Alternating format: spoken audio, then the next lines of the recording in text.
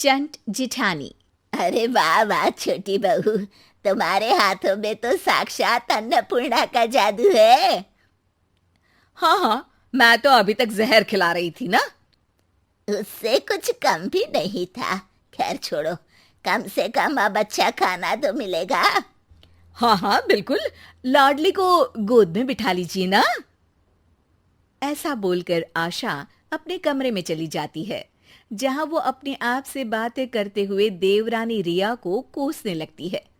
घर में आए महीना नहीं हुआ और इस चुड़ैल ने मेरा जीना दुश्वार कर दिया। भोली तो देखो ऐसी बनती है जैसे इससे ज्यादा शरीफ दुनिया में कोई नहीं है। सोच आशा, कोई तिगड़म सोच, नहीं तो उसे महारानी और तुझे नौकरानी बनने में समय नहीं लगेगा। इसके बाद आशा कोई ना कोई प्लान बनाकर रिया को सास की नजरों में अनपरफेक्ट बहू बनाने के काम में जुट जाती है।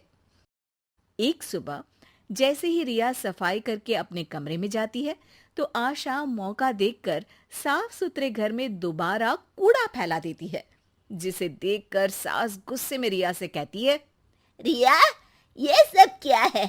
तुमसे मुझे आशा बहू जैसी काम चोरी की उम्मीद नहीं थी।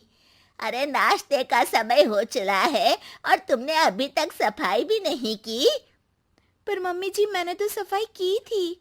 अरे मुझे कुछ नहीं सुनना, जल्दी जल्दी सफाई करके नाश्ता बनाओ।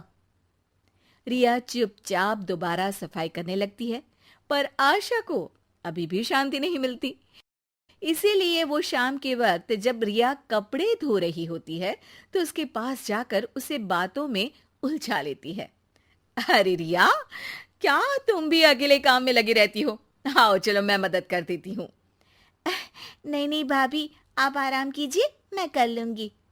अरे हाय, किसी की नजर ना लगे, मुझे कितनी अच्छी देवरानी मिली है, मेरा कितना ख्याल रखती है।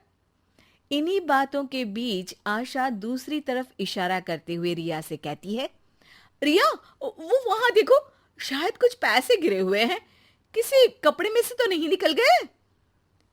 रिया जैसे ही पीछे मुड़कर देखती है, तो आशा वॉशिंग मशीन के पास रखी नील की पूरी बोतल कपड़ों पर पलटकर वहां से चली जाती है। जिसके कुछ देर बाद जब रिया कपड़े मशीन से बाहर निकालती है, तो सभी कपड़ों पर नीले दाग देखकर हैरान रह जाती है। हे राम, ये क्या हो गया? सारे कपड़े खराब हो गए, अब मैं क्या करूं?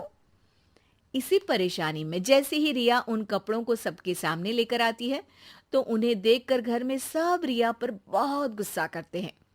ये सब क्या है? इतनी लापरवाही, सारे कपड़े नीले कर दिए। अरे काम करते हुए सो रही थी क्या, जो इनका ये हाल कर दिया?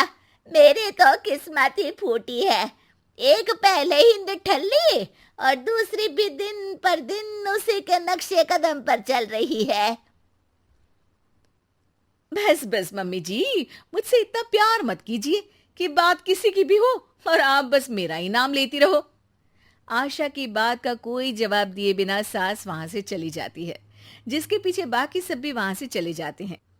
यहाँ तक कहानी में ट्विस्ट आना बनता है।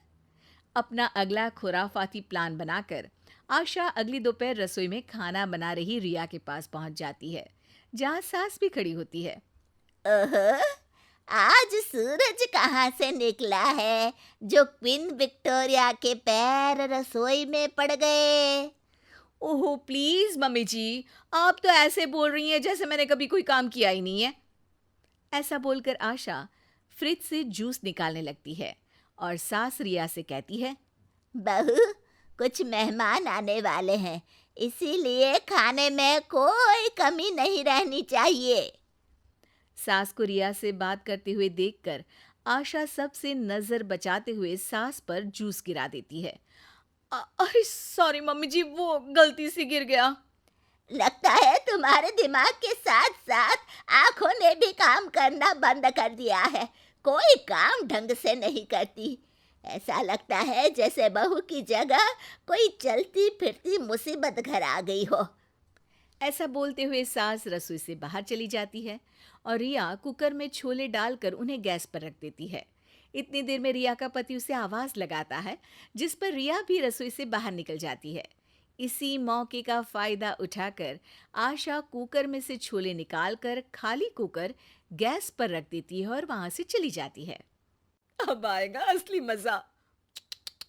बेचारी रिया।